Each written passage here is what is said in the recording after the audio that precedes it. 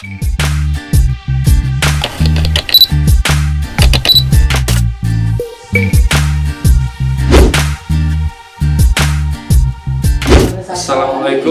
halo, ketemu lagi dengan channel Akalili Fotografi. Oke, hari ini hari Selasa 22 September 2020. Nah, sudah lama kita tidak membuat vlog ya. Nah, spesial hari ini di Akalili Studio mengadakan privat. Ini kelas khusus buat MUA ya, buat perias yang ingin belajar fotografi. Nah, nanti materinya ini kita sampaikan tentang basic fotografi, gimana cara membuat foto make up atau foto close up yang sesuai dengan keinginan kita. Nah, jadi dari segi exposure nanti kita ajarkan yaitu segitiga exposure. Nah, biasanya kalau perias atau MUA dia menggunakan kamera itu dengan menggunakan mode auto. Nah, kalau mode auto ini kalau pas dapat cahaya yang pas maka foto akan pas, tapi ketika mendapatkan cahaya yang kompleks atau nggak pas maka kamera akan membaca mungkin nanti hasilnya kegelapan atau keterangan. Nah, di sini kita akan belajar bagaimana setting kamera secara manual, jadi nanti hasil fotonya sesuai dengan keinginan kita, mau yang versi low key atau versi high key nanti kita ajarkan di sini. Nah, di sini juga nanti kita ajarkan bagaimana cara menggunakan ring light, jadi pencahayaannya nanti menggunakan ring light. Nah, jadi tetap buat sobat Akalili semua tetap stay tune di channel Akalili Fotografi. Oke, langsung saja liputannya.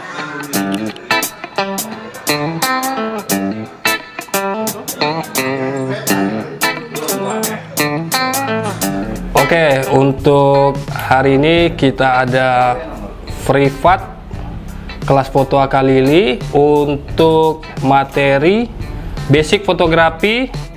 Ini untuk kepentingan MUA perias untuk mendapatkan foto yang sesuai dengan keinginan.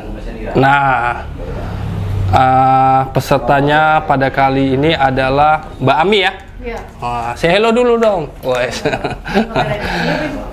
Mbak Ami ini adalah perias MUA di Kota Batam. Nah, jadi beliau sudah biasa menghandle acara-acara pernikahan. Nah, jadi buat teman-teman semua yang butuh make up, dekorasi ya, semuanya bisa hubungin Mbak Ami ya. Nanti kita bisa kasih link Instagramnya juga. Oke.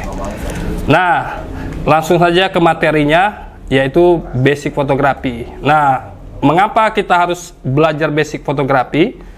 Nah, ini basic fotografi ini penting karena inilah dasar kita untuk mendapatkan foto yang sesuai dengan apa yang kita inginkan. Jadi artinya ini adalah fotografi adalah melukis dengan cahaya. Nah, untuk mendapatkan hasil foto yang ideal atau biasa disebut dengan correct exposure, itu kita harus memahami segitiga exposure. Nah, segitiga exposure itu apa saja?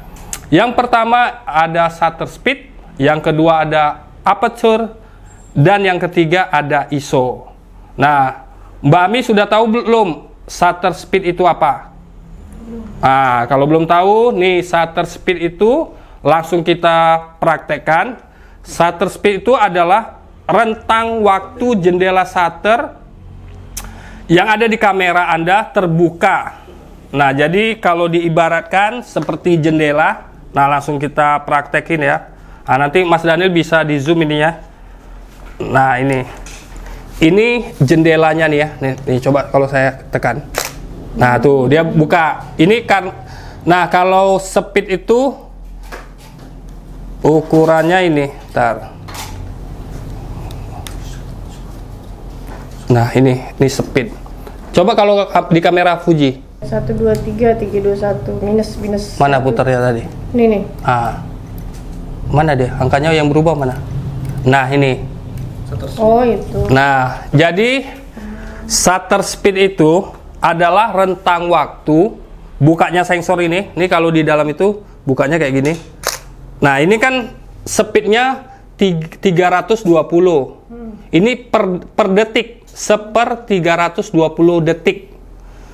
Nah, kalau kita semakin angkanya semakin gede, coba ini dibuka nih, dibuka nih. Oh, udah ya, oke. Oke, misalnya 1000. Berarti dia semakin cepat. Bukanya tuh semakin cepat nih, Tuh.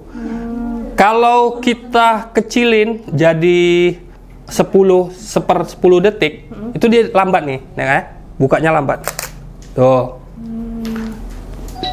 1 detik. Ini udah masuk. Nih 1 detik nih.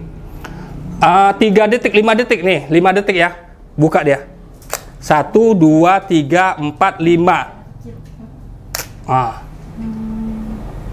Nah, jadi shutter speed adalah jendela shutter kamera kita ini. Dia buka itu waktunya berapa lama.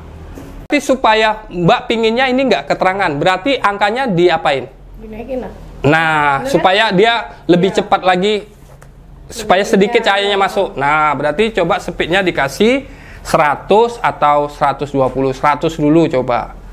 Nah, gitu. Berarti sebelum moto kita kayak nyeting-nyeting muter-puter dulu. Ya, nanti lama-lama udah terbiasa itu. Salah sekali aja paling tak. Nah. Ini 200 nih. Nah, 200 agak gelapan.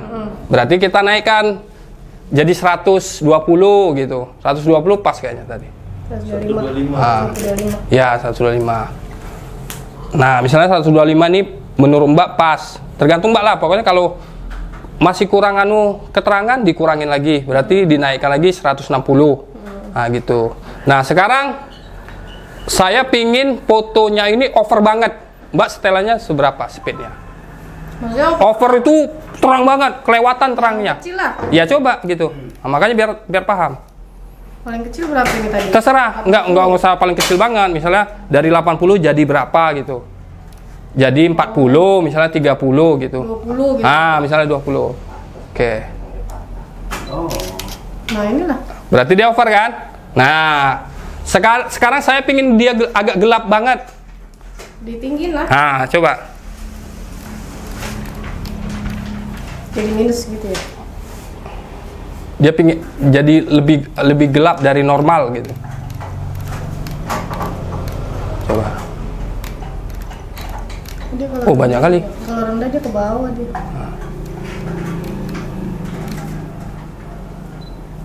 Ini gelap ini. Gelap ya. Oke, berarti udah paham. Oke, ini tadi kita udah praktek ya. Ketika pakai speed 100 normal, pakai 400 jadi gelap, pakai speed 1/25 jadi over. Nah, oke, udah paham. Oke, siap. Nah, sekarang kita masuk lagi efek apa yang dihasilkan dengan menggunakan speed yang cepat maupun speed yang lambat. Nah, berdasarkan contoh ini, mungkin ini contoh gambarnya kurang jelas ya. Coba Mbak Ami bisa perhatikan pakai speed 15, 100 sampai 640 ini bedanya di mana? Coba bisa nggak dianukan, dibedain? Ini jepretnya memang lompat semua. Iya lompat. Jadi ini untuk pengaruhnya ketika orang bergerak gitu. Nah jadi kalau kita ya. Bukan lebih buram, Kayak lebih berbahaya. blur karena untuk orang bergerak speednya itu kita butuh speed yang cepat. Untuk motor misalnya motor itu supaya kita mau berhentiin dia freeze itu kita pakai speed yang paling tinggi. Iya, maksudnya disesuaikan lah 400, 500 ke atas gitu. Nah, gitu. Kalau kita nggak ibaratnya pingin motion gitu, pingin ngeblur anunya, kita pakai speed yang rendah. Misalnya kita pingin foto lalu lintas seperti bergerak itu, makanya orang pakai tripod, pakai slow speed malam hari. Nah, dia jadi bisa ada efek bebayang gitu. Nah, jadi pengaruhnya itu pada motion, pada efek yang dihasilkan itu kalau shutter speed cepat itu menghasilkan efek freeze atau objeknya jadi beku. Nah, Kalau shutter speed lambat, maka efeknya adalah motion blur. Motion blur gerakan. Nah, contohnya ketika kita foto pakai handphone itu kan auto tuh. Di malam hari yang kurang cahaya. Kamera itu membaca gimana gambar yang dalam kondisi kurang cahaya ini supaya terang. Dia naikkan ISO, naikkan diafragma, dia naikkan speed juga jadi 1/10. Makanya kalau malam hari kita foto pakai handphone tuh, goyang sedikit gini aja, dia langsung bayangnya nampak banget kan. Beda kalau kita foto di siang hari tuh, kadang kita gini sedikit karena dia speednya dia diatur dia tuh tinggi. Nah, karena cahaya sudah banyak yang masuk gitu. Nah, jadi kalau untuk efeknya ini untuk shutter speed adalah motion blur. Nah, penggunaan shutter speed ini juga mempengaruhi kestabilan gambar yang kita atur. Jadi kalau kita mau pakai speed yang rendah, kayak speed 1/15, nah itu kita bisa menggunakan tripod supaya gambarnya stabil. Atau misalnya kita mau moto objek model nih, tapi kita nggak pakai tripod nih, itu minimal kalau orang nggak bergerak gini, pakai 1/60-50. Itu tergantung tangan mbaknya lagi, kokohnya pas jepret itu. Kalau jepretnya masih gini-gini, dia ada goyang sedikit. Tapi kalau kita, makanya di sini, nah ini moto orang, objek orang nggak bergerak, minimal speed 60, 1/60. Nah, jadi kalau 1/60 modelnya nggak bergerak, Kalau diem dia ya. diam. Kalau dia bergerak gini, pasti ada motionnya sedikit. Sedikit lah, nggak banyak. Nah, kalau orang lari di atas 1000, tuh seperti itu. Oke, sampai sini ada pertanyaan untuk shutter speed. Ini berlaku kalau kita di dalam ruangan atau di luar juga ya? Semuanya berlaku. Berlaku.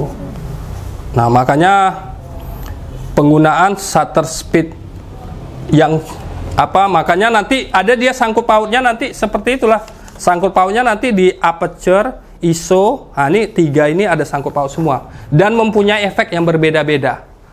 Nanti aperture ini efeknya apa, ISO ini efeknya apa. Nah, nanti kita masuk dulu sekarang ke materi selanjutnya, yaitu aperture atau diafragma. Nah,